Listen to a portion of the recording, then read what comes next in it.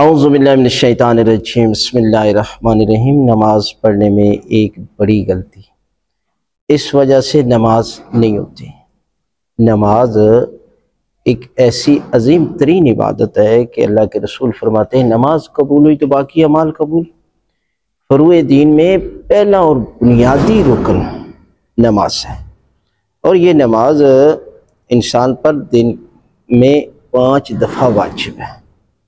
ایک وہ عمل ہے کہ جو سال کے بعد آپ نے کرنا ہے، اور ایک وہ ہے کہ جو روزانہ کرنا ہے۔ اور ان غلطیوں کی وجہ سے نماز باطل ہو جاتی ہے، اور ہم دنیا کے باقی علوم کو سیکھتے ہیں اور سیکھنے کے لیے وقت لگاتے ہیں، پیسہ خرچ کرتے ہیں، اور جو بنیادی رکن ہے نماز، اس کے متعلق بالکل معلومات نہیں ہے، نہ واجبات کا پتہ ہے، نہ اکثر لوگوں کو دیکھا گیا ہے کہ وہ گھر میں جو ہے وہ چل کر آتے ہیں گھر سے مسجد میں، اور آ کر کرسی پر بیٹھ جاتے ہیں، اور رکوع، قیام، سجود سب کچھ بیٹھ کر کر رہے ہیں، اور حتیٰ کہ جماعت کے ساتھ نماز پڑھتے ہیں، اور جماعت سے ان کا بالکل الگ ہے، یعنی وہ ایک تیسری چوتھی صف میں جا کر اکیلے بیٹھ جاتے ہیں کرسی پر۔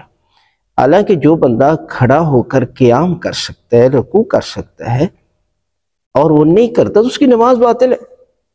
اتنی عظیم ترین عبادت کو آپ اتنا ہلکا محسوس کرتے ہیں، لہذا جو بندہ ایسا کرتا ہے اس کی نماز باطل ہے۔